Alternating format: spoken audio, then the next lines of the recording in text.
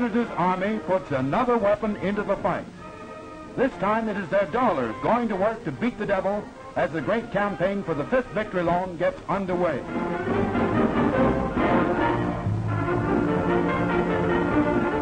Not to be outdone by civilian efforts back home, the overseas troops open a whirlwind campaign of their own.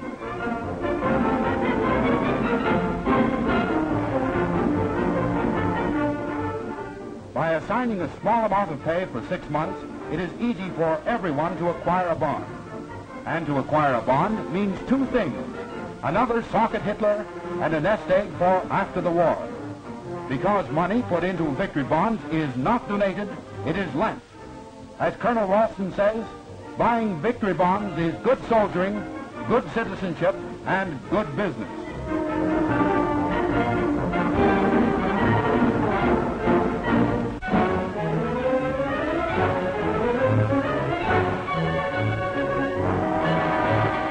It's back to school for a group of Royal Canadian Engineers now in England. They are men who learned their railroading in Canada, but who are now studying English and continental methods.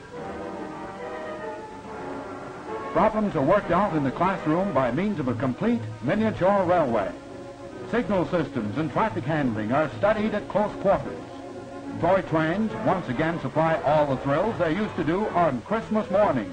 But now there's an urgency behind the fun, as practice makes perfect and apt pupils master the fine points of British railroading.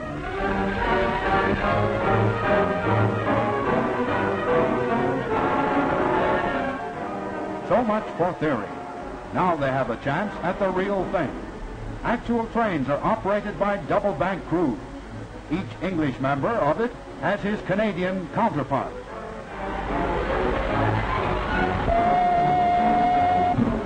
At first, English equipment seems small and light to these men used to massive Canadian trains.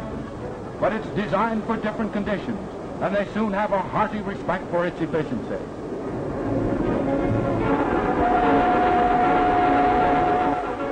On lines which do not have automatic signal systems, tablets are passed. They are the driver's assurance that the next section of track is clear.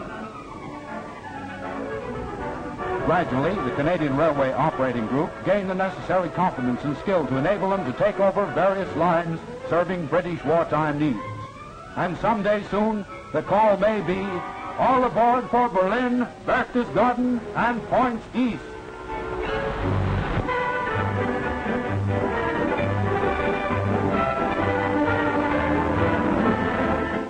The Canadian hospital ship Lady Nelson, carrying wounded veterans of the Mediterranean campaigns, recently arrived at a British port.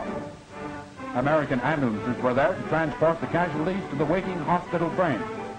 The wounded men included Canadian, British, and American troops from various theaters of war, men who had played an important part in driving the Hun out of Africa and Sicily. And now they were back from the wars with a well-earned blighty.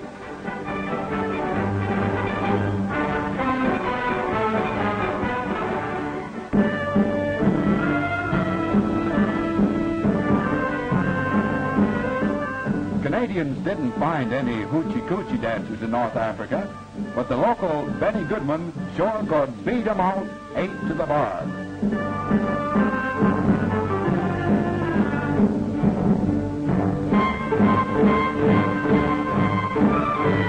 Rug cutting in the desert has a fascination all its own. Is everybody happy? Yowza! Among the many jobs the Provost Corps does in the field is traffic control. In captured territory, whole new sets of road signs may be needed, and they are quicker to read in English.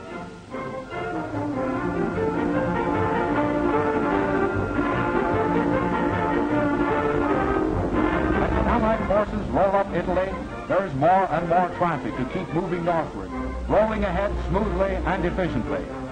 Many a mountain who traveled the mountain trails of the Rockies is to be found in the Provost Corps along the hilly roads of Italy.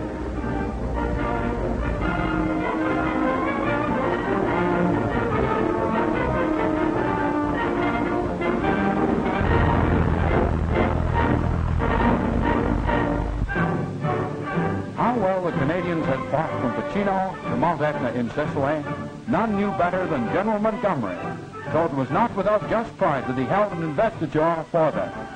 To Major General Simonds, their commander, he presented the DSO. Brigadier H.D. Graham received the DSO. Brigadier C. Vokes also received the DSO.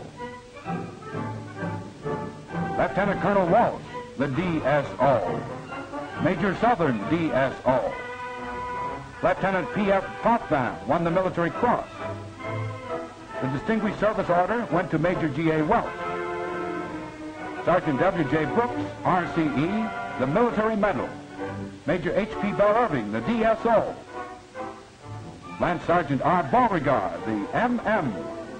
Another DSO went to Lieutenant Colonel J.C. Jefferson. Corporal D. Mead won the Military Medal. Major R.C. Coleman, the Military Cross. Corporal Robert Middleton, the Military Medal.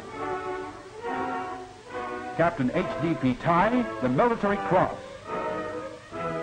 Lance Corporal G.E. Patinaude, Military Medal. Captain N.R. Waugh, the Military Cross. Corporal H.E. Brant, Military Medal. Captain M. Trudeau, Military Cross. Sergeant Major H.P. Charters, the Military Medal. Sergeant R.R. McPhee of the Engineers, the Military Medal. Lieutenant Rex Carey won the Military Cross. And Lieutenant M.W. Dixon won the Military Cross. Private I.J. Gunther, the Military Medal. Lieutenant G.C. Evans, the Royal Canadian Artillery, the Military Cross. Sergeant John Towell, the Royal Canadian Artillery, Military Medal. To Lieutenant Harrod of the Engineers, Military Cross. Private Wilford Riley, Military Medal, and Lieutenant E.F.C. Murdock, RCA, the Military Cross. The third week of September saw Canadian tanks rumbling northwards to help relieve the hard-pressed Fifth Army at Salerno. The immediate objective was Potenza.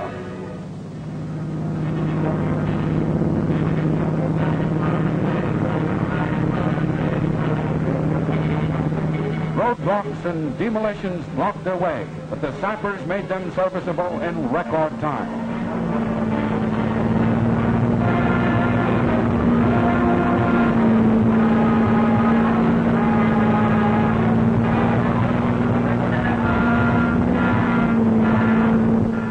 Near Potenza, there were many signs of the Germans' retreat. At the town itself, scattered remnants of the paratroops of the Hermann Goering Division put up a stiff resistance.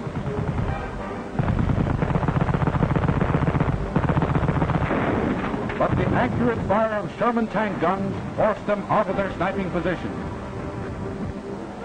As our army hammered at Nazi resistance, Field Marshal Badoglio, head of defeated Italy, tried to explain his country's new position.